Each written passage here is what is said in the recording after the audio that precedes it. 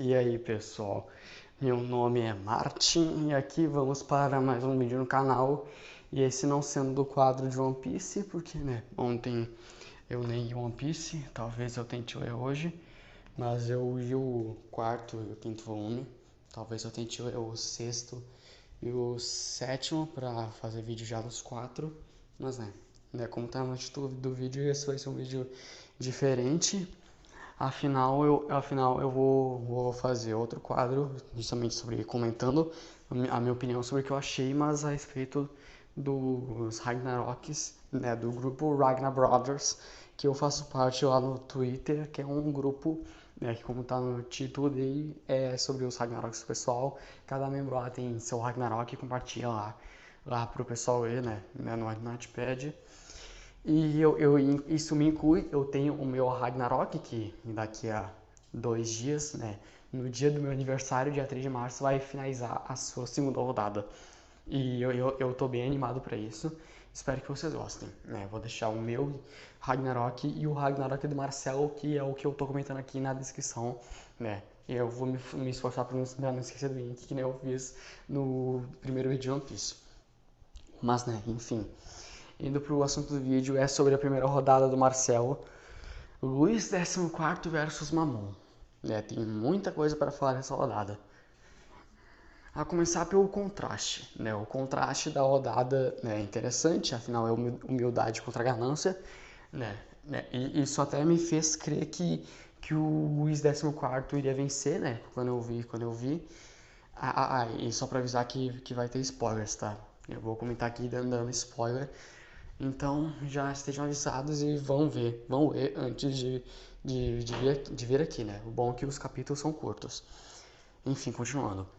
O contraste da rodada realmente fez eu crer que o 14 iria vencer, pelo mesmo motivo que o Sasaki venceu o Poseidon, no original, porque, humildade contra arrogância. Bem, a escolha de lutadores é interessante, afinal ele não fez, por exemplo, o Mamon enfrentar, sei lá, uma figura rica, ele fez uma luta um pouco mais diferenciada e pegou uma figura histórica que eu acho que é interessante, mas eu realmente não sinto que a execução foi boa. A começar pelos personagens. Mamon, um personagem legalzinho, uma personalidade legalzinha, poderes legaisinhos, uma backstory boa, de se ler, e no geral ele é bom. Luiz 14, personagem horroroso, de verdade, gente. Eu gosto da figura histórica do Luiz 14, gosto muito da história do rei Luiz 14, mas nem por isso que eu vou achar o personagem dele bom, afinal, o personagem não é figura histórica. E o que vai mesmo é como o autor desenvolve, isso se desenvolver, como não foi o caso aqui, desculpe o que eu vou falar, mas o personagem do Luiz 14 é disparada uma das piores coisas dessa rodada. Não sei dizer se é a pior, mas é uma das piores. Para começar aqui, o tema da luta é interessante? Mas ele foi desenvolvido? Não, sinceramente não, porque, gente, quando você vai criar um tema contraste para uma luta, o que você mais deve fazer é justamente desenvolver os personagens e justamente o contraste da luta. Por exemplo, o Sasaki e Poseidon mesmo, que é basicamente o mesmo contraste, humildade contra arrogância. O tema da luta e o contraste dos dois foi desenvolvido não só nos flashbacks, como ensina a luta. O Poseidon é super arrogante, superior, ficou se mostrando como superior, e o Sasaki foi visto como um perdedor, humilde, e continua sendo isso até mesmo na luta, até no final vencer. Isso foi desenvolvido, mas não foi aqui. Afinal, o tema da luta, por mais interessante que seja, ele não foi desenvolvido justamente porque, por exemplo, os personagens não têm as personalidades em volta do tema do contraste. Os flashbacks dos personagens, por mais que um seja bom e o outro seja horroroso, também não desenvolve isso. O flashback do Luiz 14 é muito fraco. Desculpa falar, mas um flashback muito fraco, não adicionou nada no personagem, não desenvolveu ele, o personagem realmente não mudou na minha concepção, e pelo contrário, ele só piorou, porque o contraste dele foi muito fraco, foi curto, não desenvolveu, só teve o diálogo dele com o pai dele e o irmão dele, Só foi isso. Só foi isso. Não desenvolveu nada no personagem. Enquanto o do Mamon foi bom, porque pelo menos teve um desenvolvimento no personagem. Um desenvolvimento minúsculo, sim, mas teve. E tipo assim, foi legalzinho de ler, né? E o Marcel realmente foi além do que tem do Mamon nos mitos, por assim dizer, e fez algo único, e não foi só nessa rodada, foi na segunda também, né, dos deuses, e foi realmente interessante se ler. Mas né, e o Luiz 14? Nada. As personalidades dos dois, né? Um tem uma personalidade legalzinha, mas o outro tem uma personalidade de nada. O Luiz 14, né? O Luiz 14 lembra muito o que eu falo do Adão. Que tipo assim, dá pra contar nos dedos a quantidade de falas que ele tem. Dá pra contar nos dedos a quantidade de vezes que ele reagiu, que ele fez algo de interessante. Isso se fez. Tanto é que, né, partindo para os poderes, o poder do Mamon é super interessante, né? Simbiose. Coisa que, coisa que eu praticamente só vi no Venom e do Homem-Aranha, né? Esse poder da simbiose. Um poder super interessante e em que à primeira vista realmente parece um pouco inconsistente pro cara que é o demônio da ganância, mas o jeito que foi utilizado combinou e principalmente a parte, principalmente no final, ficou bom pro Mamon, né, esse poder. O problema realmente não foi o fato de ser a simbiose. Porque se fosse só a simbiose, realmente ficaria muito ruim pro Mamon e eu não combinaria e eu poderia ser até um poder muito ruim. Mas o jeito que foi utilizado foi bom, né? Foi bom pra luta em si. Enquanto o que o Luiz 14 tem? Nada. O poder dele é literalmente é o poder do Ubu, só que nada a mais. Porque literalmente tem uma alabarda.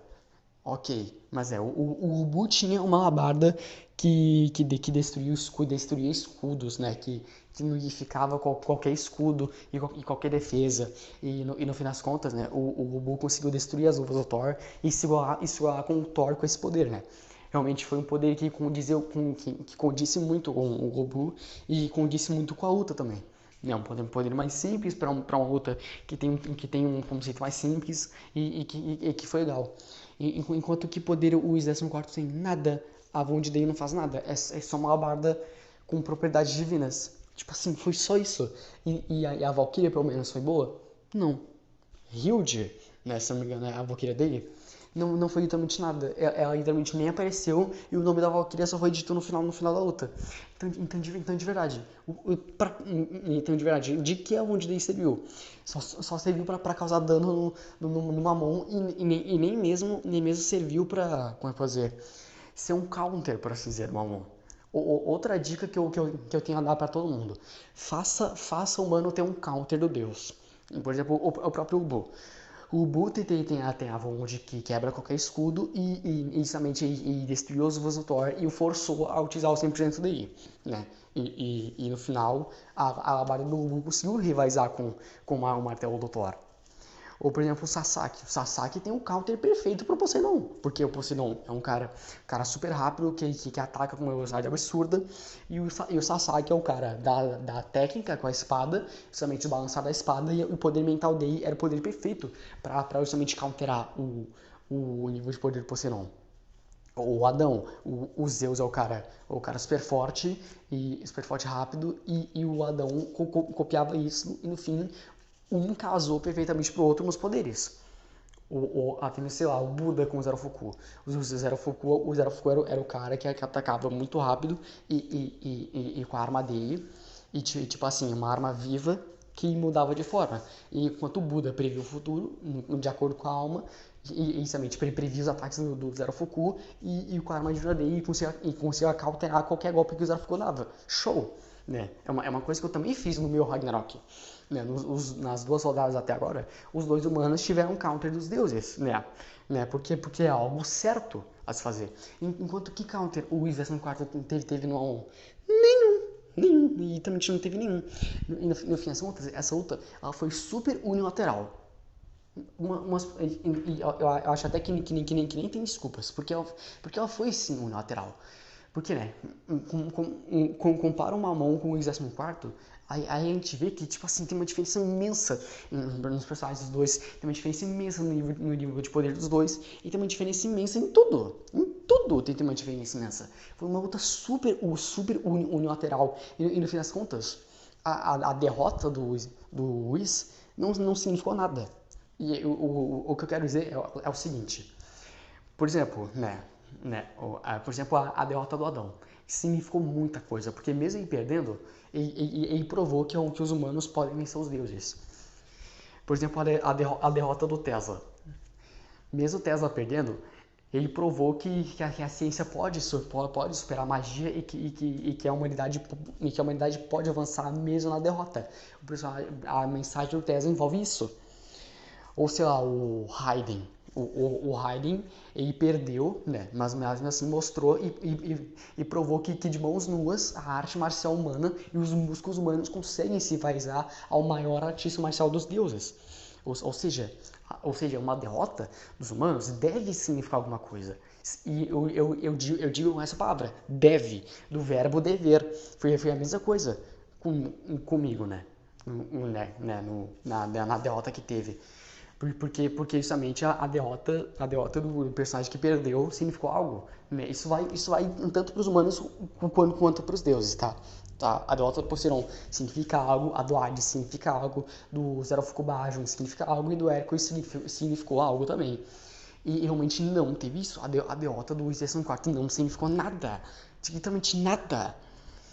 E tipo assim, nem pra ter sensação de algo interessante dele ao morrer, nem pra ter nada. E só perdeu porque ele foi mais fraco. E tipo assim, ficou muito óbvio que ele ia perder. De início, né, analisando o tema da luta, realmente parece que ele vai vencer e tudo mais.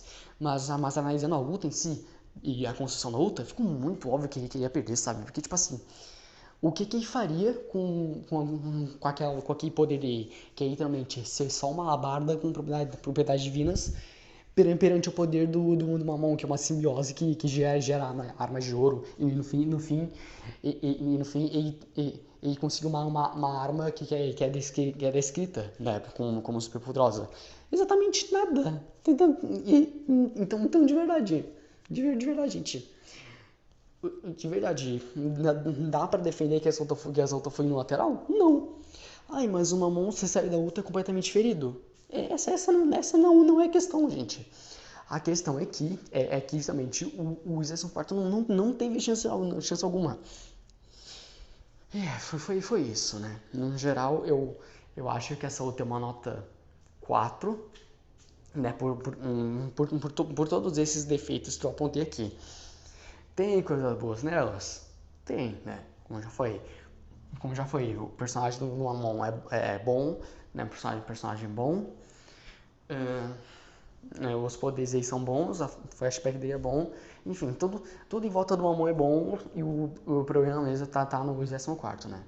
É disparado o pior personagem do Ragnarok do Marcelo e eu espero que